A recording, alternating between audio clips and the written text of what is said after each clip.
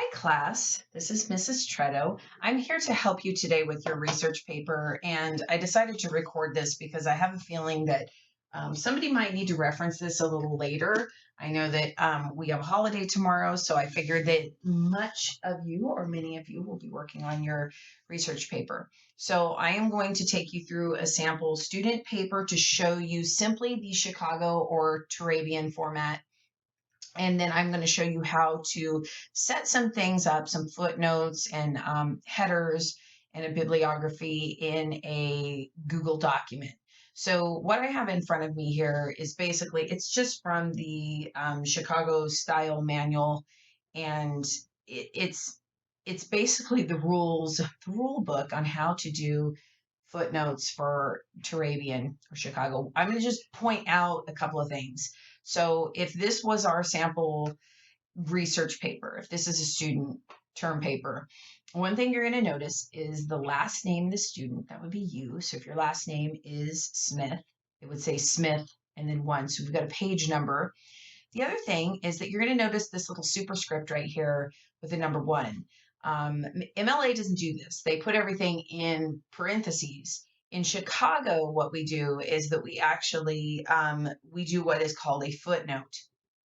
So, so if you had the one right here in your paper, in your document, you'd notice that down here there's this little line that separates everything, and it starts out with your first footnote.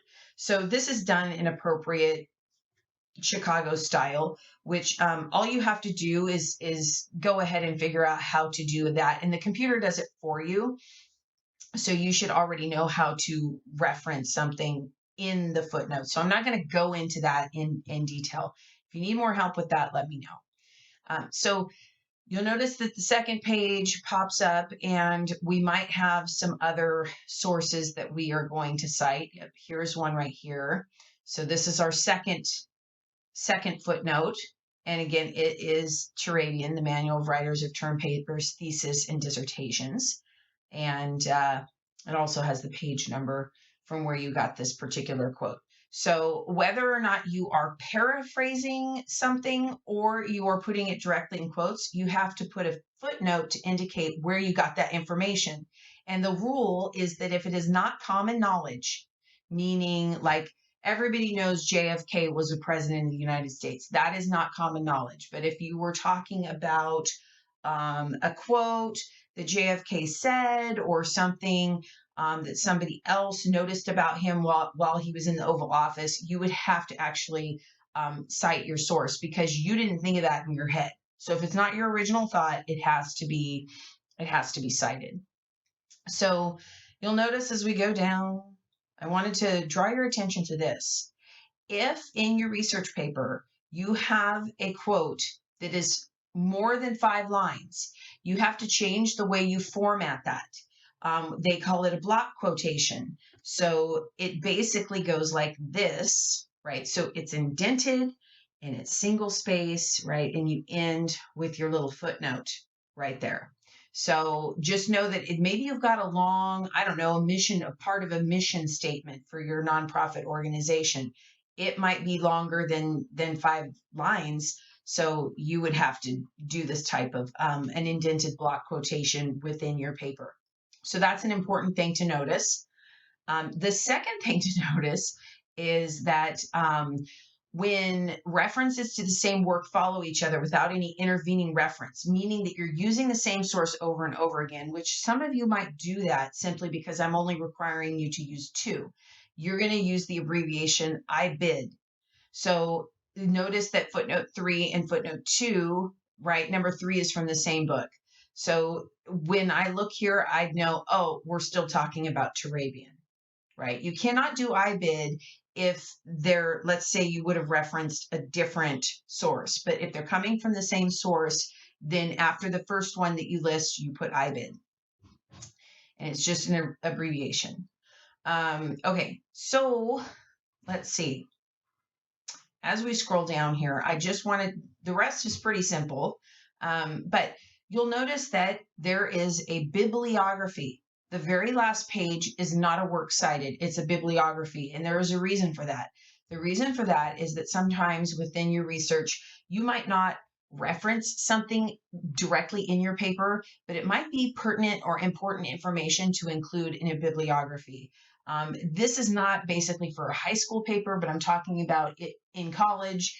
If you had something to where you accessed a lot of different research in order to come to your concluding paper, sometimes you need to include it. And so Chicago does a bibliography rather than a works cited, because a works cited would simply be a list of 2 of the references that you guys are using in your research paper.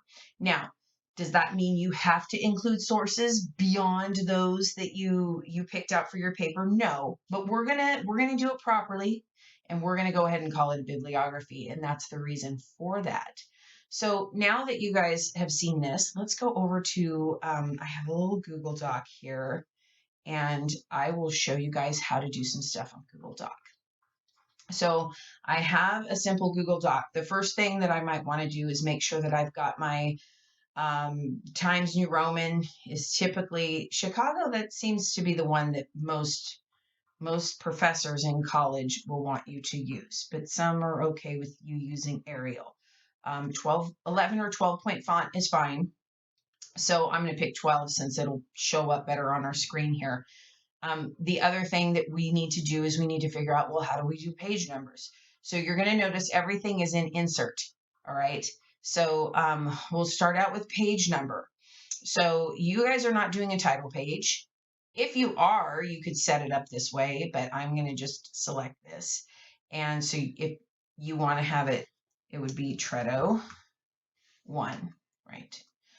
So there is our title page. And then just for the sake of argument, let's go ahead and do Control and Enter. That's a hard page break.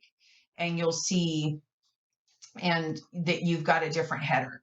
So if you want to change the header, you have to actually go in and go into the insert page numbers or headers and footers.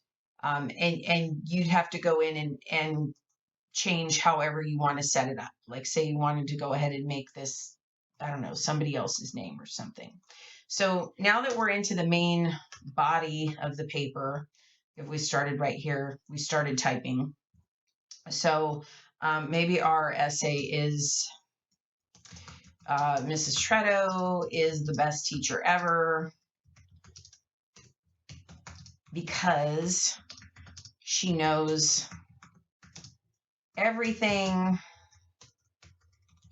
about economics, which is not true, by the way, but I'm always learning stuff.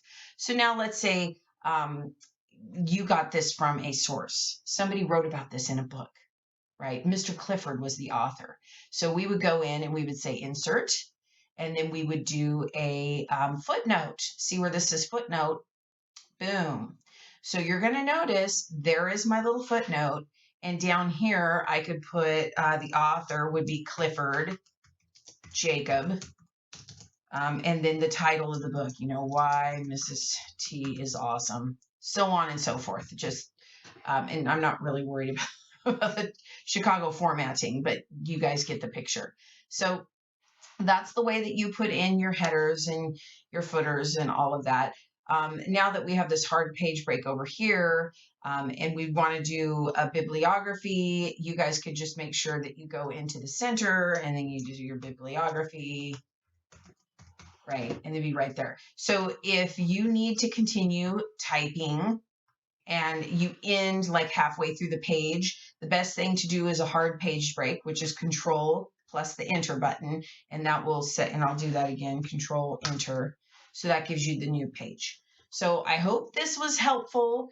Please reference it because I know that something's going to probably pop up for you, and then you can go back to the video and you can watch it. All right, guys, take care. Bye.